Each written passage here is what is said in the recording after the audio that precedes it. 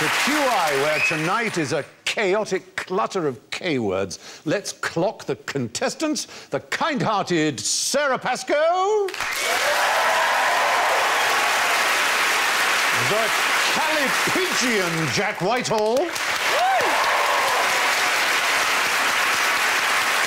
The knowledgeable David Mitchell.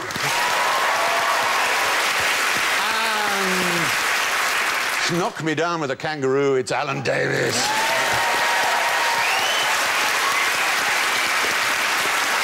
And this week's call signs are all K creatures. Sarah goes...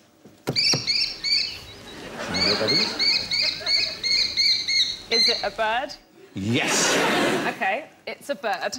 In this movie? And a British wonderful... The man who's in love with a kestrel. Short and kestrel. Kes. Kes, yeah. Oh, that was but my that's question. The film. Very good. And Jack goes... Oh, probably know that. Yeah. Okay, that is Kevin Bacon getting into really hot water. I'd know that sound anywhere. He likes it lukewarm. He does. Kookaburra. Is the right answer to Kookaburra. David goes...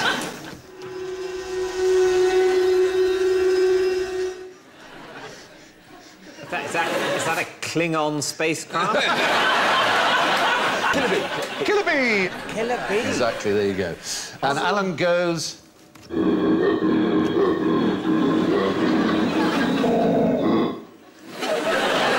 It's genuine animal recording.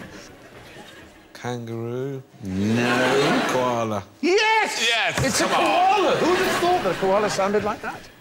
Anyway, there we go. Just before we start, I've got a bit of very good news for you, David, because your old nemesis, Colin, the QI scorer, has been replaced by a new scorer called Murray, who happens to be a huge fan of yours. So I think that bodes well for this evening. Well, I'm very glad to hear it. Yes. Excellent. Told me too late to bribe him. What's happened to Colin, though? Why He's been promoted, actually. He's now, I think, probably counting votes in the House of Lords or something similar. But we're one step away from the House of Lords. Yes, we are, exactly. I think this programme would be an excellent House of Reform. It would, wouldn't just it? let all the legislation come before us. We'll fiddle with it. Hopefully, gag it up a bit. Yeah.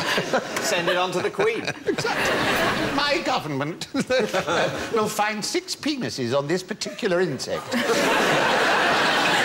Tends to be about the QI. Anyway, let's kick off. What is this? It's a noise. Listen out carefully. We're beginning with K. Yeah. A klaxon. Oh!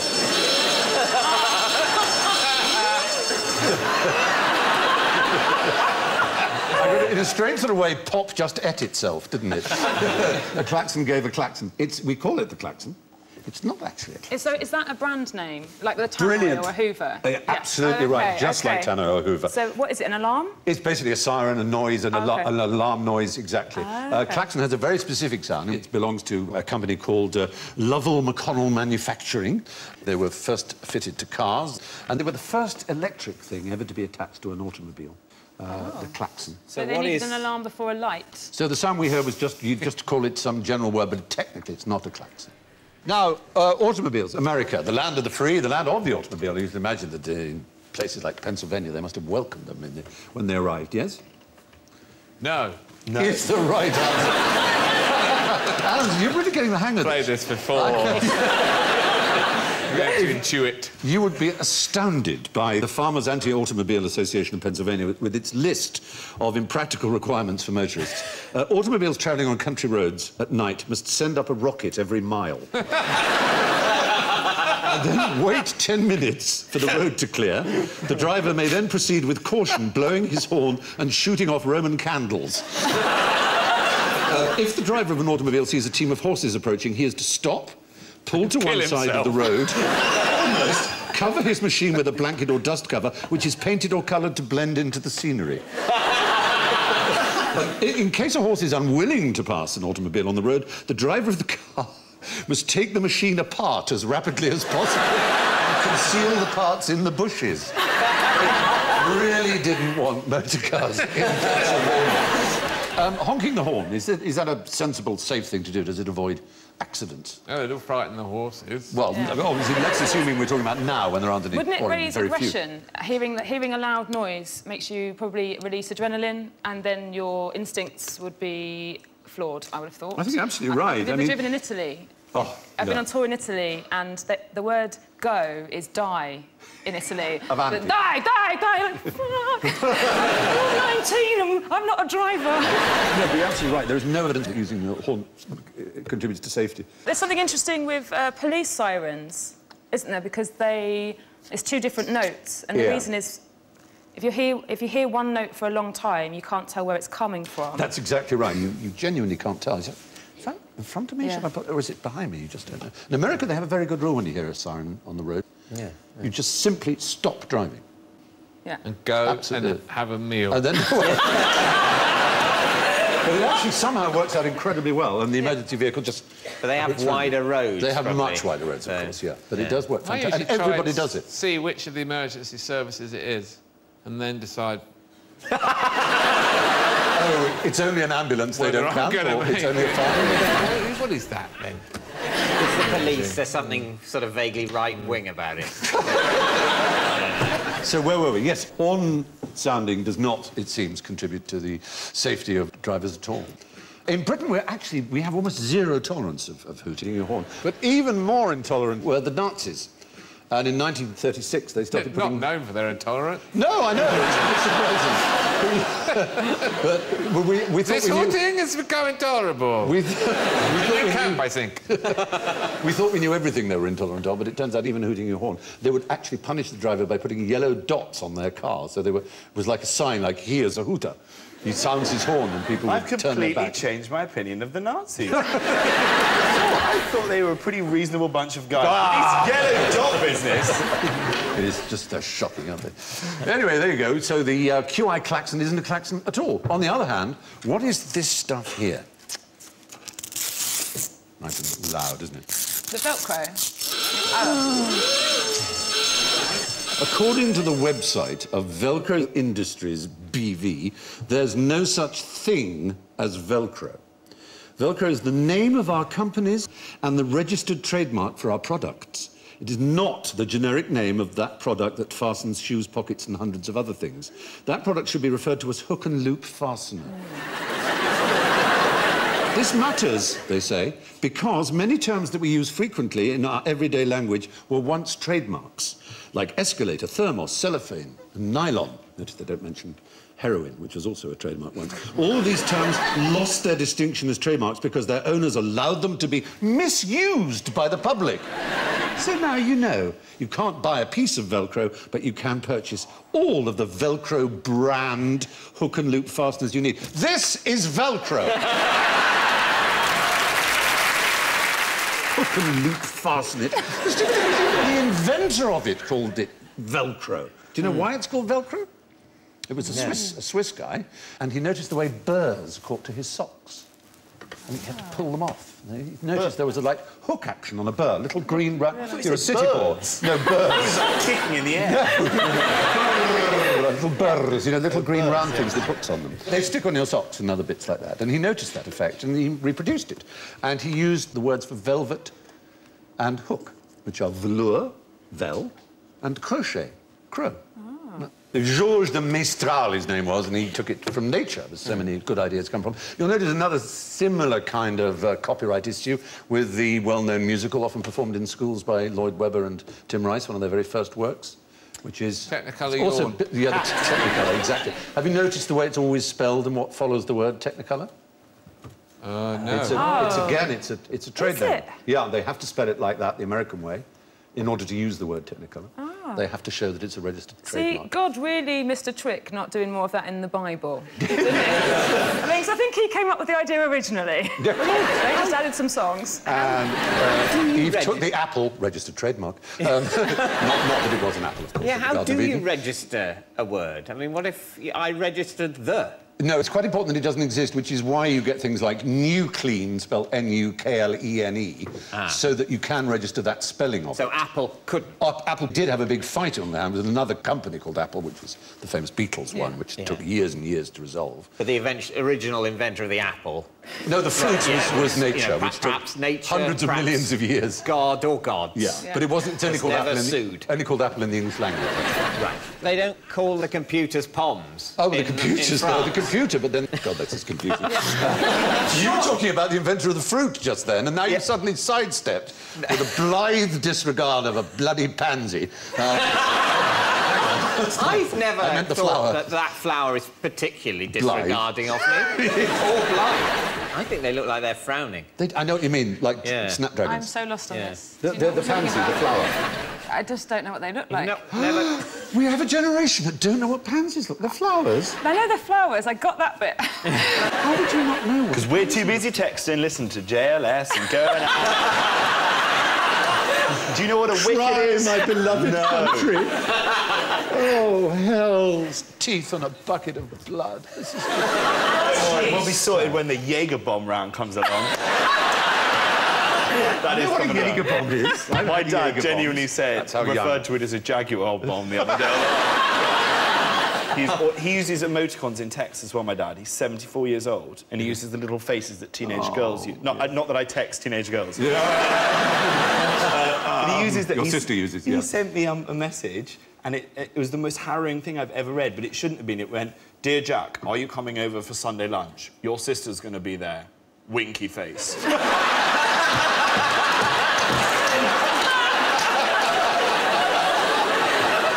That's wrong. Deeply wrong. How did that happen? Family roast. Oh, lordy, lord. Anyway, according to Velcro, there's no such thing as Velcro, except for this, which is Velcro. Now, everyone knows what knees, knuckles and kidneys are, but what's the point of these less familiar cave parts of the body? Kieselbach's plexus, the valves of Kirkring, the end bulbs of Krauser, the balls of Cone. That is the best nickname for someone's balls ever. Behold, the end bulbs of Kraus! Kneel before the end Kneel bulbs before of them. Krauser. These are all Star Trek movies. Star Trek 19, the valves of Kirkring, Kieselberg's plexus. They have magnificent names. They are all parts of the human anatomy.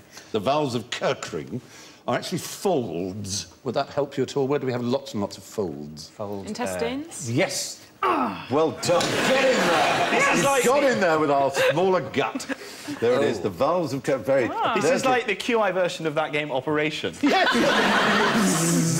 what had Kirkring done that someone named disgusting, shitty bits of the body after? He was a 17th century Dutch anatomist who was a friend and co-eval of the philosopher Spinoza. And as you know from those wonderful Rembrandt paintings, the anatomy was a big subject in Holland. They were fascinated and curious. So fantastic discoveries being made. And one of them was this lower intestine, which is 22 feet long and a few inches wide. But if unfolded, it would cover a tennis court. Surely just that's... yours. A tennis court. And mine.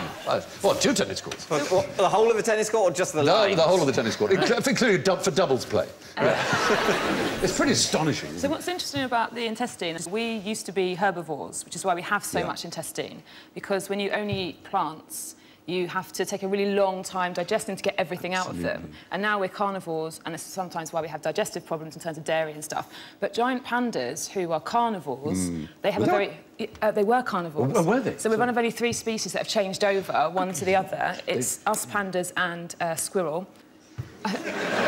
Squirrels used to be carnivore. A kind of squirrel that I can't remember. But giant pandas, that's why they have so much problem, because they have a very short intestine without all of these flaps. So they only eat bamboo, which goes straight through them, which means they have to eat it all day long. I know, it's so boring. That's why they never have sex. Yeah, exactly. As a rule, though, you cannot have sex on indigestion. You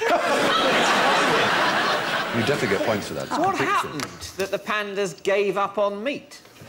evolution and their circumstances, their I mean, it's not environments. working very well for them. You're going to get logically cross with them now. You know, I mean, it seems... They took a wrong step. Idiotic. They can't... there's like 25 minutes a year they can have sex and it will work if they can be bothered, which they never can. They look ridiculous. Let's not bring looks into this. I'm not saying they're not sweet, but they're not dignified, are they? Then the wise panda came. Never mind what the panda thinks. The panda's an idiot. OK. If you want to make bungle in Rainbow seem high status, bring on a panda. I'm with David on this. If you're endangered, you eat what you get. Like, if a rhino turned around and was like, sorry, no carbs before marbs, then it deserves to die. Young person reference. They probably used to eat things that don't exist anymore. Oh, like dinosaurs.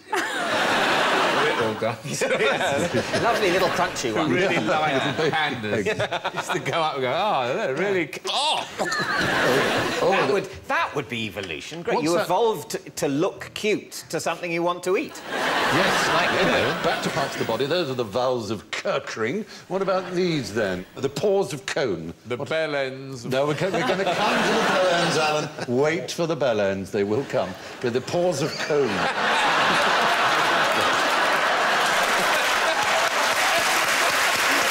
I don't know what's going to come up. I never know what's going to issue it's from another, me. Another ringtone, I can't wait. That is Twitter in a nutshell. Aye, aye, aye. The pores of Cone are incredibly important. We need them deeply. They're not holes pores in the surface of the skin. Not in the skin. Those are where we have obviously millions of pores. They're an internal pore. They're internal pores. Is it on bones? No, not in bones. They're in order to equalise pressure. In the lungs. And as a backup system in the lungs, exactly right, yeah. Named after a German pathologist who was expelled by the Nazis in 1933. But there they are. Did he bib his horn? Yes. I found some pores in the lungs! I wish it were for such a nice, good Get reason. out. There you go. And amazingly, they form an emergency backup system along with the canals of Lambert and the fenestrations of Boron. Oh, I thought you said butler. That would have been perfect. I know what a defenestration is chucking someone out of a window, so a fenestration is presumably chucking someone in. No, it's just a window shaping, I think a window-making thing. It was the defenestration of Prague, wasn't it? It was a historical event. Quite know what happened there, but... People got thrown out of windows. Yeah. The whole city wasn't thrown out of a window. In Prague? Yes, in Prague. But the defenestration of Amsterdam was a historical event that happened on a stag do that I attended. Yeah. I'm sure it did. Those prostitutes do not like getting touched. Oh. Not me! Oh, right. You mean the with window ones? Yeah. Oh, sorry, I got you. Yeah. Just for a minute, I was really disturbed. I'm not there. No, no. By the way, if I was, that's how I do it. You'd never be out of work, I promise you. The end bulbs... the end bulbs... work. The end bulbs of Krauser. Yeah. Now, what could they be? The helmet. We have them on the genitalia in mulberry-like clusters, as a matter of fact. Mulberry-like? Mulberry-like. We have a lot of them on the genitals. Funny bits on the... Pimple bits on the right that are all... Don't do that! It's like my sister. Yeah, those bits. On that. Those pimple bits there and there. Here. You know when you take it out to go to the loo, right? And then you get the winch down. I have to take a stepladder to go to the loo. Hey. No, they're smaller than that, but they are incredibly sensitive to a particular condition. Lady. To what lady? Particular lady, no. We also have them all over the skin, not just, but they are very concentrated on the genitalia for a particular reason. Particularly the male genitalia are very sensitive to your swinging... Is that cheating? Yes. Yeah, and I have a special isolated camera above you. I just thought I'd warn you. Really? Well, I do. Sorry, Colin. But, no, as you know, the survival of spermatozoa is very dependent on a very narrow range of what? Temperature. Temperature, exactly. That's why we've got balls. Yeah. Because they have to be kept separate from the... It's like hanging milk outside a student room. Yes. To keep it cold. So if it's very, very warm, they sort of tend to droop down and sort of swing a bit, get the air around them. Yes. And it's very, very cold, they shrink up. They tend to head home. Yeah, exactly. And snuggle up to the blood supply. Or if you're watching Loose Women. Or maybe, yes. I should imagine In that a cold room. Yes, in a cold room. So, yes, these end bulbs of Krauser are tiny little bits all over the skin, not just the genital. They're not as big as... Whose willy's that? No, they're not just... I have to make it clear, they're all over the body. They He needs to see a doctor. They're not the goose pimples themselves, no. They're tiny, and they sense cold. But could you see an end bulb of Krauser? I don't think so. I think they're too small to see. Yeah. But they're there working out if it's cold. Yes. If it's hot, they knock off. Absolutely right. They're activated by temperatures lower than 20 degrees Celsius. Oh, they're pretty busy in this country. Yeah, they certainly are. They certainly are. And so that leaves us with Kieselbach's plexus. A plexus, as in complex, is a sort of network. So it's a nerve endings thing, is it? The brain. The brain, yeah. No, actually, it's a network of connected arteries. The heart. No. I'm just going to say things. And that's it. I've connected. It's in the nasal septum. Yeah, it's a little network of arteries. It's around the point where we're most likely to have a nosebleed. Oh. And we've covered this before, Alan. When you have a nosebleed, Alan, you should pinch your nose and lean... Forwards. Lean back. Well, remember... Ah! No, well, forward. Just in time. Yeah, just in time. If you lean back, the blood might go down your throat. Anyway. This picture you've got of Tara Palmer Tompkinson with her makeup off is amazing. Now, why do doctors hit your knee with a hammer? To test your reflexes. Yeah. That's correct. But what reflexes are they? The reflexes of the... It's a muscle... You know the scorer. It's always a really... He's so no Murray. It's always a really cold hammer, so maybe they're testing the end bulbs of Kirchel-Bircher Coucher. Checking. No, it's not the end bulbs of Krauser. It's Because they don't like... There's nerves that run from the thigh upwards to the... head.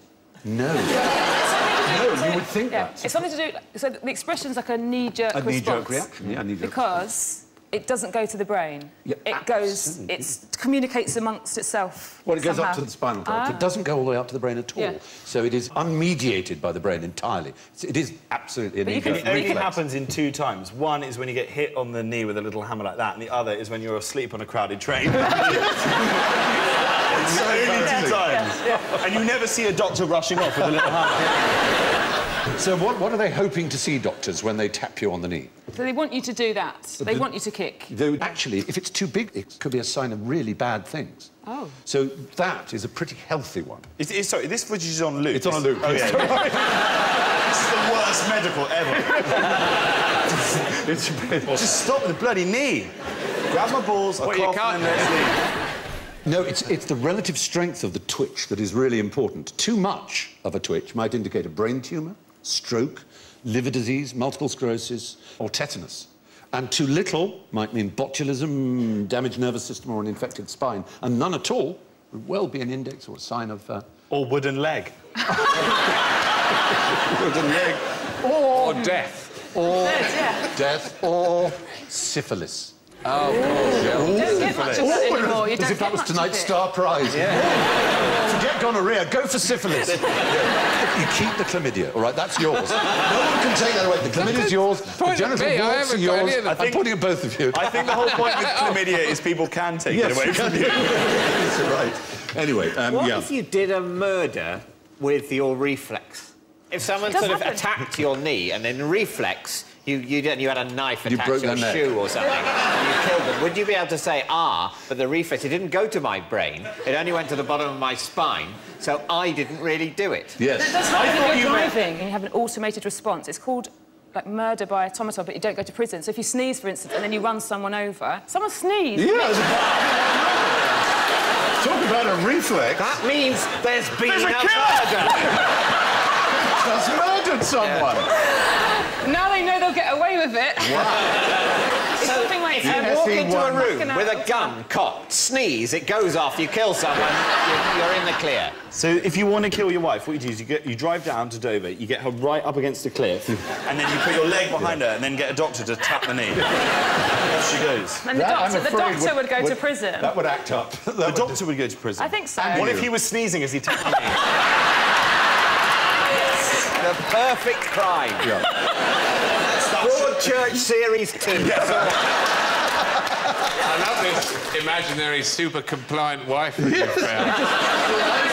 To be taken. Just come all the way here and stand there. What are you doing here? Why does the GP come with us? Get her out of the house. Isn't it a lovely view, my love? Stand still. So, when you're hammered, a knee-jerk response is a total no-brainer. Now, why did McCartney's knees displease the Chinese? There is a thing with Paul McCartney where some people don't believe he's Paul McCartney anymore.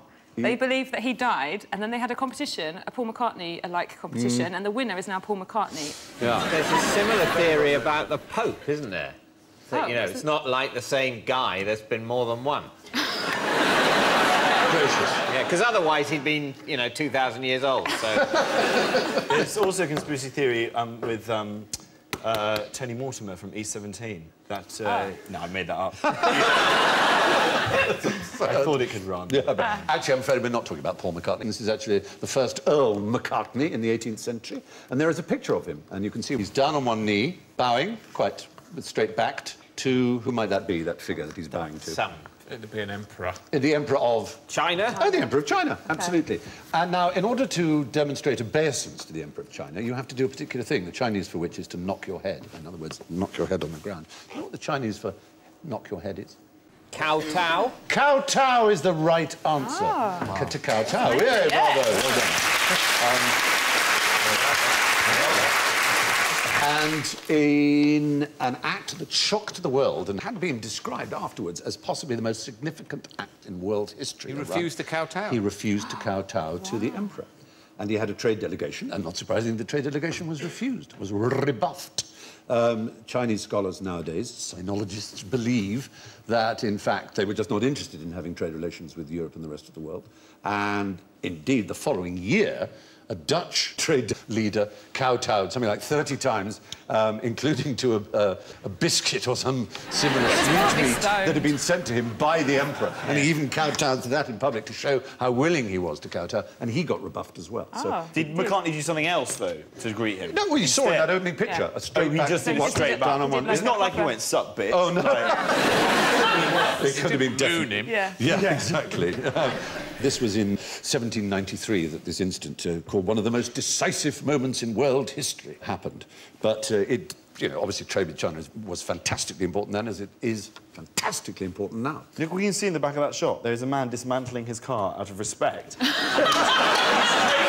With that landscape. That isn't real landscape, that is a sheet. There's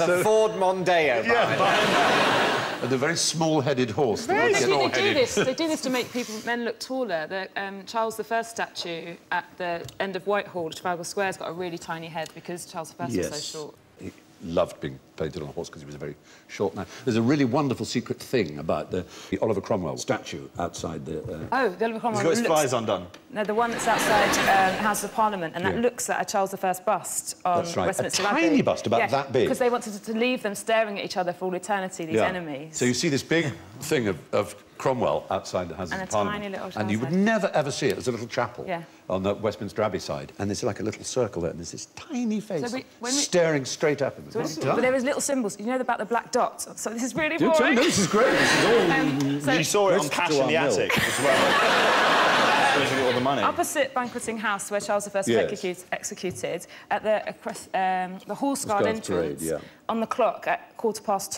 there's a black dot, which is the time that he was executed, to remind people as they were walking past. There's symbols all over London to remind people. I used to do tour guiding on buses. I'm really impressed. That's absolutely fantastic. This is a fantastic tour guide of London you must have been. That's superb information. Now, what happened to the botanist who couldn't tell heads from coconuts?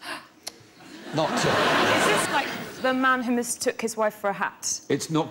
So, that's wonderful. So Oliver Sacks... Is that a Channel 4 documentary? No, it's cool. I know what you mean, like a freak. OK, so this is a kind of... Something happens in the brain. Yeah. It's very interesting. The two halves of the brain are separated, for example, and all various different things. They don't communicate very well, but, I mean, we find out so much about how the brain works when people have brain damage. Exactly. And so the man who mistook his wife for a hat, he was married, and when he left Oliver Sacks's office for the first time, he tried to take her head off. It's sort of, my hat's stuck. And he did lovely things, like when he was walking along the road, he would pat bollards thinking they were children playing. Yeah. And you get other cases where they can't feel one half of their body. They don't know. They're absolutely terrified by their hand. It's like an alien thing. Limbs. And in wait, hospitals, people jumping out of bed. You can't feel your own hand. It's like someone else's. I want whatever this is. I want it. That sounds amazing. I sat on it for months. It didn't work. There's cases where like people in hospitals. What's it called? Throwing themselves. By the book by Oliver Sacks. Well, actually, it isn't a fascinating neurological condition he had. It was merely incompetence at language. Oh. And in Indonesia, on the island of Ambon in 1913, a very popular Canadian botanist by the name of Charles Budd Robinson was merrily having a nice time getting on with the local people, and he asked some villagers if they could get a boy to climb a palm and chop down a coconut, which would be Porong Kalapa. Unfortunately, he said Potong Kapala, which means to find a boy and chop off his head. So they thought he was a headhunter, which they had in those parts then, and they murdered him. We've all done that. Yes. I was in Marbella once. I had in Italy, so penne arrabbiata is a kind of pasta sauce, but penne with one N is penis. Yes, you're also asking for an angry penis. If you pronounce do that have wrongly. to do the double. Penne. Yeah. It's not penne, but penne. It's really difficult. And also, no one wants an angry penis That explains a lot. I worked as a waiter in Italy. I had no idea they wanted pasta. And if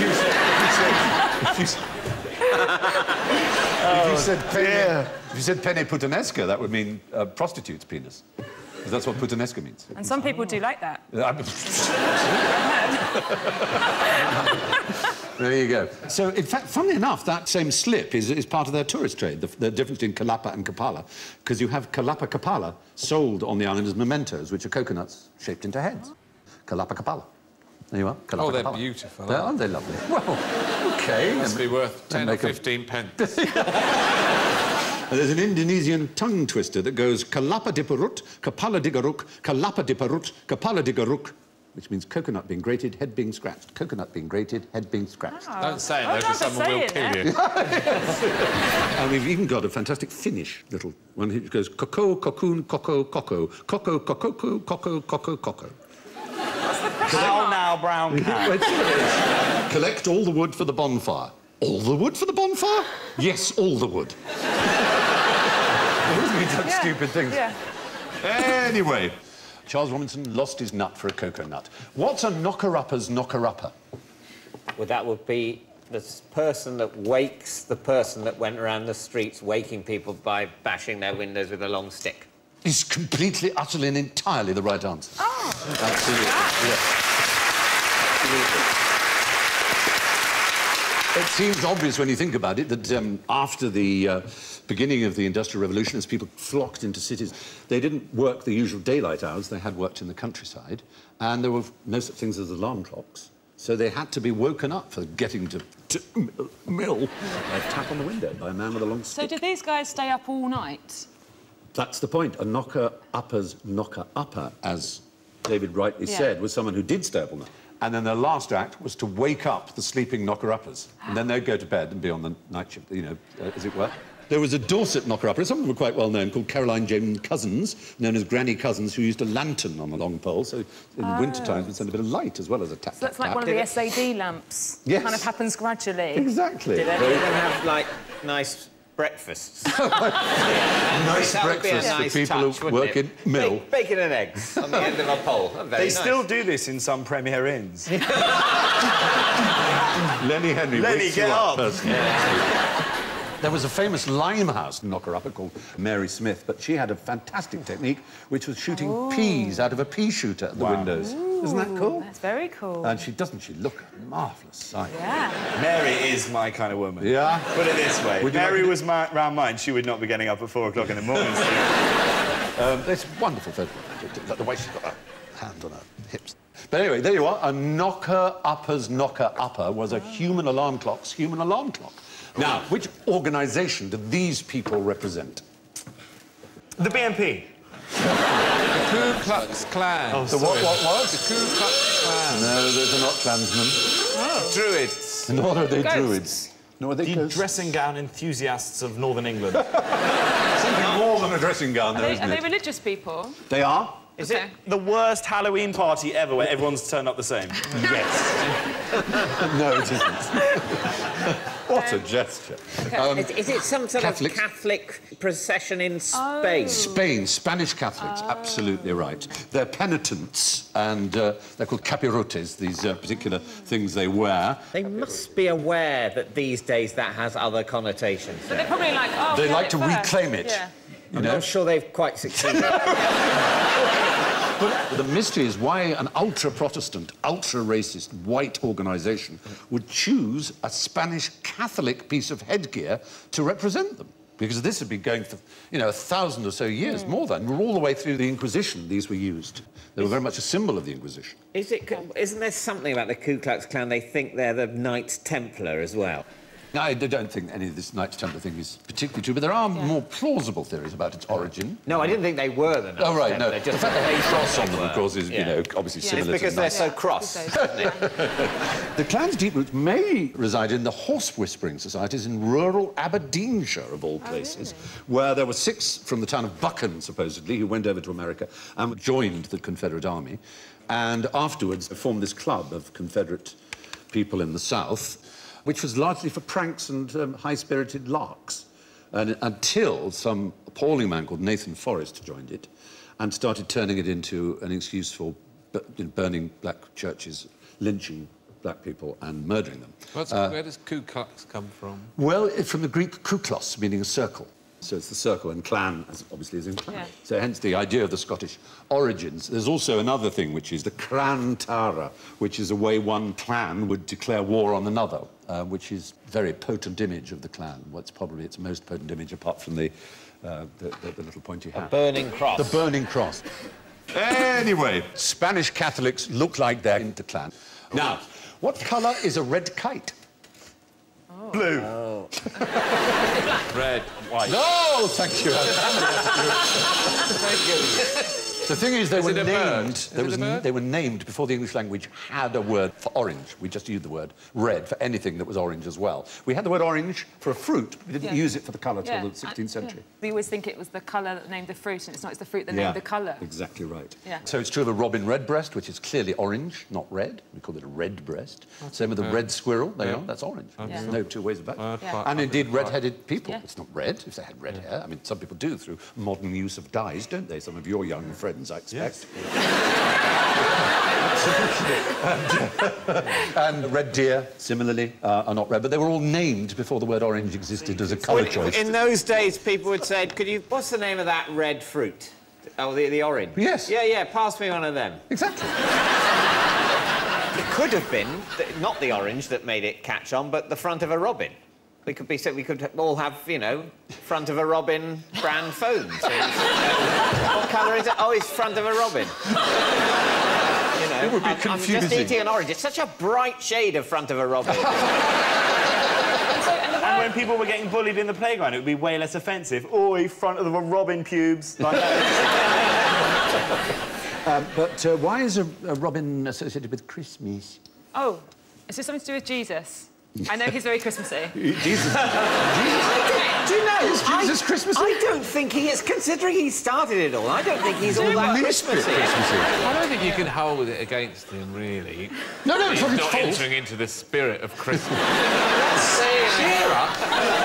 Watch Morecambe and Wise and have some Quality Street. Bring everyone down. Well, I'm just saying, I'm not surprised he's lost control of the festival. Commercialism and Father Christmas, because he's not putting the effort in. He is at Easter time, but we're not that interested. Yeah, he's losing that to bloody eggs and bunnies. That's true, that's true. So I was thinking about Jesus, because isn't there a story where the robin takes thorns out of his hands and then gets his red breast? Lovely idea. There may well be. They may have tried to post-connect the robin to... because it's obviously only in Britain that it wouldn't be nearly as much snow around the Mediterranean, certainly not in Palestine. Again, not Christmassy, is it? No. Where Jesus lived wasn't very Christmassy. No, it really wasn't. I might be so angry about that. I actually know this. Yes, the robin is associated with Christmas because it's the only bird within the natural world that round the period of December flies back to its original nest with its robin parents, gives them a little bit of alcohol and then has to sit there as they're a little bit racist. I learnt it in biology. That's very good.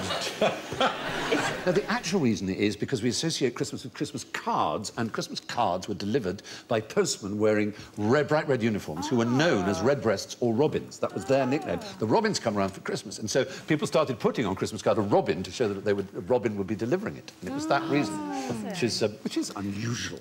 But to return to our red kites, do you know anything about red kites in Britain? I do. They were reintroduced. They'd gone extinct in England, and they were reintroduced very successfully. That's right. There's loads of them in the south of England. The thing was, in medieval times, it was actually the law that you had to kill one if you saw one.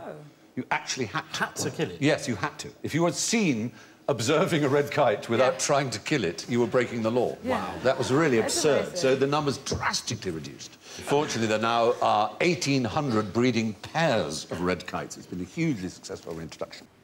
And lastly, how did the monkey wrench get its name?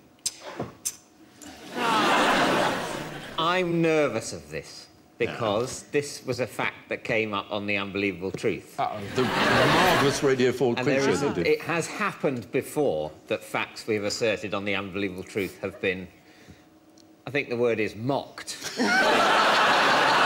Programme for being factually incorrect. And, you know, I'll be honest with you, I don't do all the fact-checking. Ditto, I have to say. But on that show, what was given to me on a piece of paper to read out was the fact that the monkey wrench was named after a person whose name was something like Monka, and he was some kind of, I don't know, technical... You could not have parenthesised it more, but nonetheless, we are beastly rivals of yours. And you did mock us in your last series when well, the person that handed me the piece of paper put on it a piece of QI fact error mockery. We had it's said... turning into war. I know, you're right. From now on, it is peaceful. But we're like, in this war, we're like the southern states. We haven't got the resources, and we're going to turn to racism as a result. That Jew boy Fry said. I hope you don't go that far. But no, we incorrectly said that Descartes, René Descartes, believed that monkeys could speak but didn't, because if they did, it would put them to work. In fact, Descartes reported that he had heard this belief, and you correctly said that and mocked us correctly. Right. Gave us a rap over the knuckles. But there you go, that's -50 to David, of course. So The answer, actually, is it's a kind of rather gigantic, not quite sure. The Americans so we might be claim right. it. No, we know that it isn't Mr. Monkey, because an article written in the 1880s said that the true inventor, Charles Monkey, was dying in poverty despite inventing this incredibly useful thing. The problem here is the term monkey wrench was used in England as early as 1807, and these articles were written in the 1880s, so it's just obviously completely impossible for that to be the case. It's generally believed that it's the face of it reminded people of the jaws of a monkey, you know, or that the monkey version of something in the Navy is a sort of rigging up of something. But it's not all bad news for Mr. Monkey, because he is the originator of the phrase "spank the monkey." So, you know, he didn't die in vain. Exactly. Well, there we go. So I'm sorry about that -50. Nobody knows how or why a monkey wrench is so called, though we do know that it wasn't for the reason given on David's otherwise excellent and superb radio show. Which brings us to the matter of scores. Oh, dear. Goodnessly, graciously... Murray can't help me now, can he? I'm afraid it's pretty inevitable that in last place with -41 is David Mitchell. Oh. Which, It means I was on 9. Yes, it does. You were on +9. And you saved Alan from ignominy, who is on -20 in third place.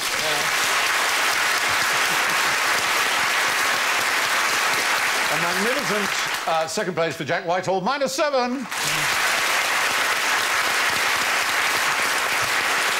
But what a QI kind of mind, what an incredible score, what an amazing debut from Sarah Pascoe with +28.